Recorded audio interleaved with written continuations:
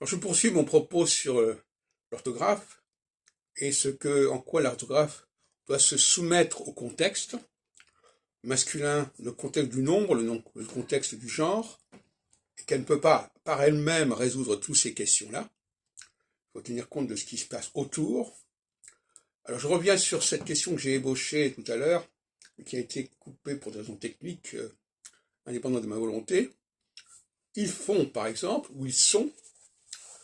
Alors on va dire, ah ben oui, mais c'est une prononciation diphtonguée. Non, parce que c'est un pluriel, et le pluriel n'a pas à être diphtongué. Donc on n'a pas à dire ils sont, ou ils font, ou ils ont. On doit dire ils ont, ils font, et non pas ils ont, ils font.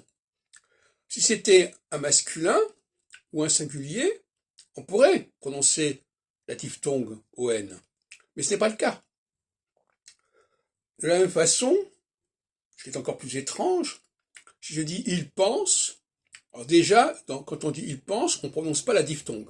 Donc ça montre bien que le EN ne se prononce pas automatiquement en diphtongue, au pluriel, puisque tous les mots, tous les verbes qui se conjuguent à l'indicatif du présent en ENT ne prennent pas la diphtongue. Ça montre bien que la diphtongue est muette. Pourquoi elle est muette? Parce que c'est un pluriel.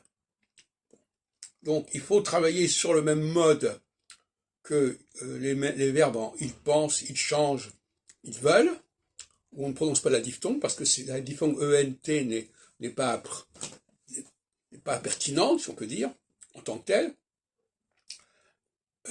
Et dans le cas des formes en ONT, et peut-être même en ANT, eh bien, je ne considère pas qu'il faille prononcer on ou en. Il faut prononcer ant et ONT à l'anglaise. D'ailleurs, parce que les Anglais, finalement, ils nous ont emprunté un mode de prononciation du français qui s'est perdu en français. Pour des raisons volontaires ou involontaires, peu importe. Donc, il faut prononcer à la marseillaise, il font, hein, et pas ils font. C'est-à-dire, premièrement, on ne doit pas prononcer la diphtongue, et deuxièmement, on doit prononcer comme s'il y avait un E à la fin. Donc c'est ils font, ils sont. Bon. Voilà ce que je propose, autrement ça devient incohérent. Si je diphtongue les verbes au pluriel, on n'y comprend plus rien.